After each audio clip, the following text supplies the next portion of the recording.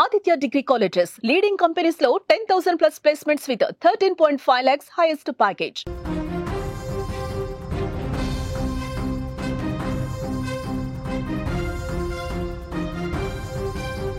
గండికోటలో దారుణ హత్యకు గురైన విద్యార్థిని వైష్ణవి హత్య కేసులో కొత్త కోణం కనిపిస్తోంది. వైష్ణవి డెడ్ బాడీ పైన ఆమె డెడ్ బాడీ పైన కనిపిస్తున్న గాయాలు, రక్కిన గోళ్లతో రక్కిన దృశ్యాలు చూస్తుంటే హంతకుడు లోకేష్ ఒక్కడే చేశాడా, ఇంకెవడైనా ఈ హత్యలో పాల్గొన్నాడా అనే డౌట్స్ వస్తున్నాయి. వైష్ణవి కుటుంబం చాలా స్పష్టంగా ఆరోపిస్తుంది, లోకేష్ ఒక బేకారని, ఒక జులాయి అని, తన కూతురిని వెంటపడి తన వైపు తిప్పుకొని వశపరుచుకొని తన కూతురు తనకు కాకుండా చేశాడని, చాలా రోజులుగా లోకేష్ తన కూతురిని వెంటాడుతున్నాడని, తన మత్తులోకి దించి, ప్రేమ మత్తులోకి దించి తన కూతురిని అన్యాయంగా దారుణ హత్యకు గురి చేశాడని, ఈ హత్యలో లోకేష్ ఒక్కడే లేడు, ఇంకా కొందరి పాత్ర ఉందని చెప్తున్నారు. స్క్రీన్లో మీరు విజువల్స్ చూస్తున్నారు. లోకేష్ గండికోటకి ఆ అమ్మాయి వైష్ణవితో లోపలికి వెళుతున్న వీడియో మీరు ఒక బాక్స్లో చూస్తుంటే, ఒక్కడే రోడ్డు పైన తిరిగి వస్తున్న వీడియో ఇంకో బాక్స్లో చూస్తారు. ఈ దృశ్యం చూస్తే చాలా డౌట్స్ కనిపిస్తున్నాయి. సీసీ కెమెరాలో దొరికిన ఈ రెండు దృశ్యాలు వైష్ణవి హత్య కేసులో అనేక ప్రశ్నల్ని లేవనెత్తుతున్నాయి. ఒకటి, లోపలికి వెళ్ళిన గంటలోపే మీరు చూస్తున్నారు వైష్ణవితో గండికోట లోపలికి వెళ్తున్న లోకేష్ బైక్ మీద నిలబడ్డ వీడియో ఒకటి. రెండోది వచ్చేసి ఒక్కడే గండికోట లోపల నుంచి బయటకు వస్తున్న వీడియో ఒకటి. ఈ రెండు వీడియోలో రికార్డింగ్కి కేవలం గంట సమయం మాత్రమే గ్యాప్ ఉంది. ఈ గంటలోనే వైష్ణవిని ఇంత దారుణంగా లోకేష్ చంపేశాడా, లేదంటే తెలివిగా లోకేష్ ఈ వైష్ణవిని తీసుకొని అక్కడికి వెళ్ళి ముందుగానే ప్లాన్ వేసుకొని తనకు తెలిసిన వ్యక్తులకి వైష్ణవిని అప్పజెప్పి హత్యకు పాల్పడ్డాడా? ఇటువంటి అనుమానాలు అన్ని కలుగుతున్నాయి. ప్రస్తుతం ఈ కేసుకు సంబంధించిన అప్డేట్స్ అందించడానికి మా కడప ప్రతినిధి సుదర్శన్ ఫోన్ లైన్లో ఉన్నారు. ఒకసారి సుదర్శన్ ఈ కేసును ఫాలో చేస్తున్నాడు. సుదర్శన్, మనకు రెండు రకాల విజువల్స్ కనిపిస్తున్నాయి. ఒకటి లోకేష్ లోపలికి వెళ్తున్న గండికోట లోపలికి వెళ్తున్న వీడియో ఒకటి, సీసీ ఫుటేజ్. అట్లాగే మరొకటి వచ్చేసి గంటలోపే తిరిగి వస్తున్న ఫుటేజ్. అసలు ఈ రెండింటిని చూస్తే ఎటువంటి డౌట్స్ వస్తున్నాయి సుదర్శన్? ఇక్కడ ఈ గంట లోపల ఏం జరిగింది లోపల అనేది ఇప్పుడు మిస్టరీగా మారింది. పోలీసులు కూడా దాన్ని ఛేదించే ప్రయత్నంలోనే ఉన్నారు. ఇద్దరు కూడా లోకేష్, వైష్ణవి ఒకే బైక్ లో వెళ్లారు. టోల్ గేట్ దగ్గర, అంటే అక్కడ పార్కింగ్ ఫీజు ఉంటుంది, దాన్ని కట్టే దగ్గర ఉన్నటువంటి సీసీ ఫుటేజ్ లో రికార్డ్ అయినటువంటి ఫుటేజ్ అది. అందులో ఇద్దరు ఒకే బైక్ లో వెళ్తూ ఉన్నారు. వెళ్ళిన తర్వాత గంట లోపలే వైష్ణవి లోపలే ఉంది, లోకేష్ ఒక్కడే బైక్ లో వచ్చాడు. ఈ గంట లోపలే ఏం జరిగింది లోపల అన్నది ఇప్పుడు మిస్టరీగా మారింది. అయితే పోలీసులు గుర్తించినటువంటి కొన్ని క్లూస్ ప్రకారము వీళ్ళ బైక్ వెళ్ళిన వెంటనే వీళ్ళ బైక్ వెనుకల మరో ఇద్దరు యువకులు వీళ్ళని ఫాలో అవుతూ వెళ్ళినట్టుగా పోలీసులు గుర్తించారు. ఆ ఇద్దరు యువకులు ఎవరు, వాళ్ళు వెళ్ళిన తర్వాత వీళ్ళతో, అంటే లోకేష్ తో జాయిన్ అయ్యాడా, ముగ్గురు కలిసి ఆ అమ్మాయిని వేధించారా, అమ్మాయి పైన అత్యాచారం చేసి చంపేశారన్న అనుమానాలు కూడా వారి తల్లిదండ్రులు వ్యక్తం చేస్తూ ఉన్నారు. అంటే చాలా మంది గండికోటకు వెళ్ళినప్పుడు అక్కడ ఉన్నటువంటి చాలా ప్లేసెస్ చూడడానికి ప్రిఫరెన్స్ ఇస్తారు, అంటే ప్లేసెస్ చూడడానికి ప్రాధాన్యత ఇస్తారు. కానీ అక్కడ ఉన్నటువంటి రంగనాయక స్వామి టెంపుల్ వెనుక వైపున ముళ్ళ పొదల దగ్గరికి ఎందుకు వెళ్లాల్సి వచ్చింది? నిజానికి అక్కడంతా కూడా అటవీ ప్రాంతం లాగా ఉంటుంది, ముళ్ళ పొదలు ఎక్కువ ఉంటాయి, ఎవరు కూడా అక్కడికి వెళ్ళరు. టెంపుల్ సరౌండింగ్స్ లోకి వెళ్ళి చూస్తే ఆ వ్యూ కనిపిస్తుంది, అంతే తప్ప ఎవరు ఆ ప్రహరీ గోడ దిగి అటువైపుగా వెళ్లరు. కానీ డెడ్ బాడీ అక్కడ పోలీసులకు లభించింది, అంటే అక్కడి వరకు వీళ్ళు ఎందుకు వెళ్లారు అన్నది ఇప్పుడు మిస్టరీగా మారింది. ఎందుకంటే గండికోటకి వెళ్ళి అక్కడ సైడ్ సీయింగ్ చూసి ఎంజాయ్ చేసి రావాలంటే రావచ్చు, కానీ వీళ్ళు ఏకాంతంగా కలవడం కోసం వెళ్ళారా అక్కడి వరకు? అక్కడికి లోకేష్ అంటే సుదర్శన్, ఇక్కడ ఒక పాయింట్ సుదర్శన్, వెనకాల ఎవరైతే బైక్ మీద ఇద్దరు కుర్రాళ్ళు వచ్చారని అనుమానాలు వ్యక్తమవుతున్నాయో వాళ్ళని ఐడెంటిఫై చేసే ప్రక్రియ ఏమైనా మొదలైందా, లేకపోతే వాళ్ళు అసలు ఏం జరిగి ఉంటుంది? ఈ లోకేష్ క్యారెక్టర్ ఏంటి? లోకేష్ క్యారెక్టర్ అంటే కంప్లీట్ గా జులాయి, అతను ఇంటర్మీడియట్ డ్రాప్ అవుట్, ఊర్లో ఉంటాడు, జులాయిగా తిరుగుతూ ఉంటాడు. వాళ్ళ తల్లిదండ్రులు కూడా అతన్ని పెద్దగా పట్టించుకోరు, తనకు ఒక సొంత బైక్ కూడా లేనట్టుగా చెప్తూ ఉన్నారు. కాకపోతే వాళ్ళు వీళ్ళ ఫ్రెండ్స్ అడిగి తీసుకుంటూ ఉంటాడు. ఎర్రగుంట్ల మండలం అన్లదుర్తి గ్రామము, అక్కడే ఉంటది వీళ్ళ ఫ్యామిలీ. అక్కడి నుంచి ఈ అమ్మాయి ఫ్యామిలీ పొద్దుటూరుకి షిఫ్ట్ అయినప్పటి నుంచి కూడా అతను ప్రొద్దుటూరుకు వస్తున్నాడు. ఈ అమ్మాయి ఇంటి నుంచి కాలేజీకి వెళ్లే సమయంలో ప్రతిరోజు కూడా రెక్కి నిర్వహించి ఆ అమ్మాయిని ఏదో ఒక విధంగా మాటలు కలపడం చేస్తుంటాడు. అంతేకాకుండా అమ్మాయిని అనేక సార్లు బ్లాక్ మెయిలింగ్ కూడా చేసినట్టు మనకు సమాచారం అందుతుంది. నేను చెప్పిన టయానికి నువ్వు బయటికి వచ్చి నన్ను కలవకపోతే నేను చేతులు కోసుకొని చనిపోతాను, నేను సూసైడ్ చేసుకుంటాను అంటూ అనేక సార్లు ఆ అమ్మాయిని బెదిరించిన పరిస్థితుల్లో నిజంగానే అలాంటి సిచ్యువేషన్ వస్తే అది తన మీదకి ఎక్కడొస్తుందో అన్న భయంతో కూడా వైష్ణవి చాలా సార్లు లోకేష్ ను కలవడానికి తల్లిదండ్రుల కళ్ళు చెప్పి బయటికి వెళ్ళింది. నిన్న కూడా అదే జరిగింది. మనం గండికోటకి వెళ్ళి 1 hour లో తిరిగి వచ్చేస్తాము, మళ్ళీ కాలేజీ లంచ్ టైంకల్లా నిన్ను ప్రొద్దుటూరులో వదిలిపెడతానని చెప్పిన మేరకే ఆ అమ్మాయి లోకేష్ తో పాటు బైక్ ఎక్కి వెళ్లిపోయినట్టుగా తెలుస్తుంది. తను ప్రొద్దుటూరులోనే ఆ అమ్మాయిని రిసీవ్ చేసుకున్నాడు. ప్రొద్దుటూరు నుంచి దాదాపు 35 కిలోమీటర్ల జర్నీ ఉంటుంది గండికోట వరకు కూడా.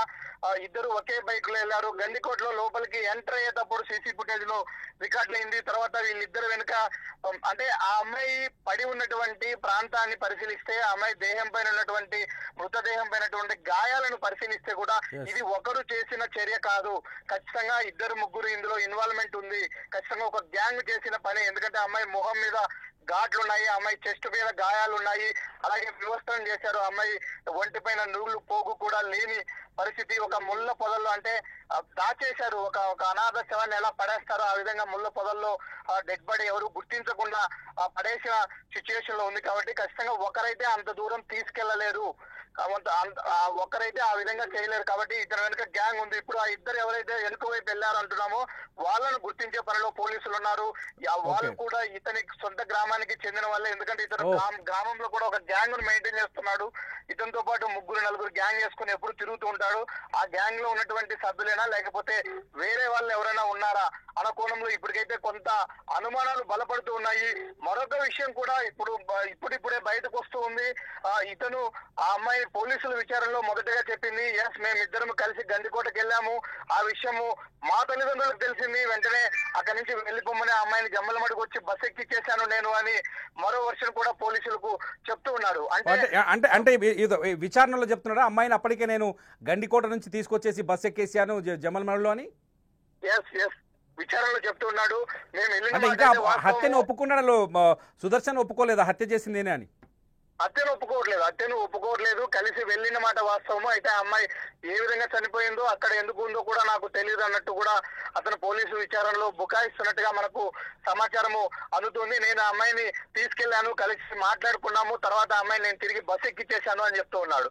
అంటే మళ్ళీ తిరిగి జమ్మలమడుగులో బస్ ఎక్కిచ్చేస్తే మళ్ళీ గండికోటలో మృతదేహంగా అంటే విగత జీవి ఏ విధంగా వైష్ణవి అక్కడ కనిపిస్తుంది అన్నది ఇప్పుడు క్వశ్చన్.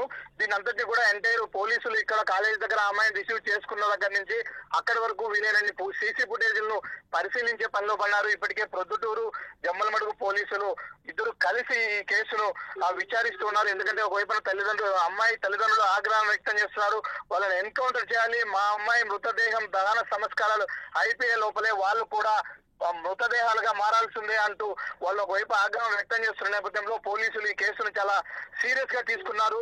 ఖచ్చితంగా అన్ని కోణాల్లో విచారణ చేసి ఈ రోజు సాయంత్రం లోపలే దీంట్లో పూర్తిగా ఒక క్లారిటీకి పోలీసులు వచ్చే అవకాశాలు అయితే కనిపిస్తున్నాయి. రైట్ సుదర్శన్, మీ అప్డేట్స్ కోసం ఎదురు చూస్తుంటాం, ఫాలో చేస్తూ ఉండండి ఈ కేసుని. ఇది మనకు చాలా స్పష్టంగా అర్థమవుతోంది, గండికోటలో ఆ అమ్మాయిని హత్య చేశానని ఇప్పటికీ లోకేష్ అధికారికంగా ఒప్పుకున్న సందర్భం కనిపించట్లేదు. తనని నేను గండికోట తీసుకువెళ్ళింది నిజమే, ఆ తర్వాత జమ్మలమడుగు తీసుకెళ్లి బస్ ఎక్కించానంటూ కొత్త సినిమా కథ అల్లి చెబుతున్నట్టుగా పోలీసులు భావిస్తున్నారు. లోకేష్ ఒక జులాయ్ అని తెలుస్తోంది. లోకేష్ది కానీ ఈ అమ్మాయిది కానీ ఎవరైతే వైష్ణవి లోకేష్ది ఒకటే ఊరు, ఎర్రగుంట్ల దగ్గరున్న అండ్లదుర్తి అనే గ్రామానికి చెందిన అమ్మాయి వైష్ణవి. అదే గ్రామంలో లోకేష్ వాళ్ళ బంధువు అవుతాడు. లోకేష్ అదే గ్రామంలో ఇంటర్ చదివి జులాయి తిరుగుతున్నాడు, పని పాట లేకుండా ఈ అమ్మాయి వెంట తిరుగుతున్నాడు. ఈ విషయాన్ని గమనించిన వైష్ణవి తండ్రి కొద్ది రోజుల క్రితం కుటుంబాన్ని ఏకంగా ప్రొద్దుటూరుకు మార్చేశాడు. లోకేష్కు దూరంగా తన కూతుర్ని తీసుకెళ్లి కాపాడుకోవాలనుకున్నాడు. మొదటి నుంచి ఇతని ప్రవర్తన పైన వైష్ణవి తండ్రికి అనుమానాలున్నాయి. తన కూతుర్ని లోకేష్ బారి నుంచి కాపాడుకోవడానికే ప్రొద్దుటూరికి ఫ్యామిలీని షిఫ్ట్ చేశాడు. అయినప్పటికీ తన కూతురు ప్రాణాలని దక్కించుకోలేకపోయాడు. ఏదైతే తన తండ్రి వైష్ణవి తండ్రి భయపడ్డాడో అదే జరిగింది. లోకేష్ని ప్రేమించి లేకపోతే లోకేష్ మాయలో పడ్డ పాపానికి వైష్ణవి తన ప్రాణాలని కోల్పోయింది. గండికోట అడవుల్లో లేకపోతే గండికోటలో శవంగా తేలింది. వైష్ణవి ఒంటిపైన 2 రకాల గాయాలు కనిపిస్తున్నాయి. ఆమె ముఖం పైన గోళ్లతో గీసినట్టుగా గాయాలు కనిపిస్తున్నాయి. అట్లాగే ఆమె బాడీ పైన కూడా గోళ్లతో రక్కినట్టుగా గాయాలు కనిపిస్తున్నాయి. సిచ్యువేషన్ కానీ క్రైమ్ సీన్ కానీ ఇవన్నీ అబ్జర్వ్ చేస్తే పోలీసులు అనుమానిస్తున్నారు ఈ హత్యలో ఒక్కరు పాల్గొనలేదు, ఈ హత్యలో కొందరు వ్యక్తులు పాల్గొన్నారని అనుమానిస్తున్నారు. అంతేకాదు సీసీటీవీ ఫుటేజ్లో కూడా కొంత పోలీసులకు సాక్ష్యాలు దొరికినట్టుగా తెలుస్తోంది. లోకేష్ వైష్ణవి బైక్ మీద వెళ్ళిన తర్వాత గండిలో కోట లోపలికి వెళ్ళిన తర్వాత మరో 2 వ్యక్తులు బైక్ పైన వచ్చినట్టుగా కొంత సమాచారం అందుతోంది. మొత్తానికైతే వైష్ణవి హత్య వెనుక చాలా పెద్ద మిస్టరీ ఉందని అర్థం చేసుకోవాలి. వైష్ణవిని చంపడం వెనుక పెద్ద ప్లాన్ ఉందని కనిపిస్తోంది. హంతకుడు లోకేషేనా, లోకేష్తో పాటు ఇంకెవరైనా ఉన్నారా? లోకేష్ ఒక్కడే ఈ హత్య చేసుంటాడా, లేకపోతే తన ఫ్రెండ్స్ కాకపోతే తన జులాయి గ్యాంగ్ని తీసుకొచ్చి అఘాయిత్యానికి పాల్పడి హత్య చేసుంటారు? ఎందుకంటే వైష్ణవి శరీరం పైన డెడ్ బాడీగా దొరికినప్పుడు నూలు పోగు కూడా లేదని చెబుతుంటే గుండెకు బాధ కలుగుతుంది, కళ్ళకు నీళ్ళు వస్తున్నాయి. ఎవరైతే అమ్మాయిలు, నేను ఒక విషయాన్ని ఇక్కడ చెప్పాలనుకుంటున్నాను, జులాయిలని గాడిద తిరుగులు తిరిగే ఈ బేకార్లని నమ్మి మీ జీవితాన్ని నాశనం చేసుకోకండి. ఒక బేకార్గాడు ఏ పని లేకుండా ఉంటే సాహసాలు చేస్తాడు. ఆ సాహసాలు చూసి మీరు హీరోలుగా భావించకండి, మీ జీవితాలు నాశనం అయిపోతాయి. మరో వైష్ణవిగా మారకండి. చాలామంది అమ్మాయిలకు నేను ఇస్తున్న మెసేజ్ ఇది, దయచేసి మీ ప్రాణాలని కాపాడుకోండి. పరిపక్వత లేని వయసులో వచ్చేది ప్రేమ కాదు, మోహం మాత్రమే. ఆ మోహానికి బలైపోయి మీ జీవితాన్ని నాశనం చేసుకోకండి.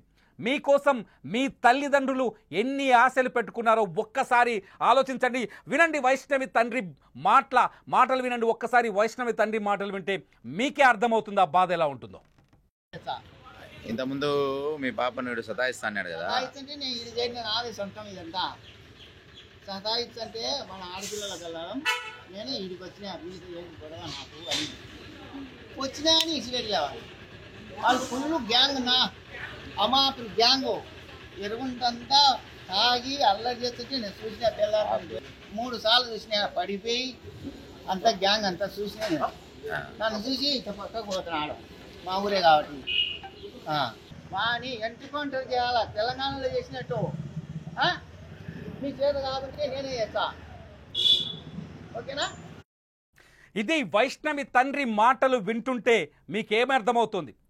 ఒక జులాయి, ఒక పనికి మాలినవాడు, పని పాట లేనివాడు, ఊళ్ళో తాగి తిరుగుతూ గ్యాంగ్ని మెయింటైన్ చేసేవాడు మీకు లవర్గా అవసరమా? మీరు ఆలోచించండి ఒకసారి. ఇలాంటి గాడిదల్ని నమ్మితే మీ జీవితాలు ఏమవుతాయి? ఒక్కసారి ఆలోచించండి. మీ అభిప్రాయాన్ని వీడియో కింద ఖచ్చితంగా కామెంట్ చేయండి. ఆడపిల్లలు మాత్రమే కాదు, వాళ్ళ తల్లిదండ్రులు కూడా ఈ వీడియో కింద ఖచ్చితంగా మీ అభిప్రాయాన్ని కామెంట్ చేయండి. మీ అభిప్రాయాలపైన నేను మరో వీడియో చేస్తా. మీరు వైష్ణవి హత్య కేసులో అప్డేట్స్ కోసం రెగ్యులర్గా సుమన్ టీవీ డిజిటల్ లైవ్ని ఫాలో అవ్వండి. ప్రతి అప్డేట్ని మీకు అందించే ప్రయత్నం చేస్తాం. చూస్తూనే ఉండండి సుమన్ టీవీ.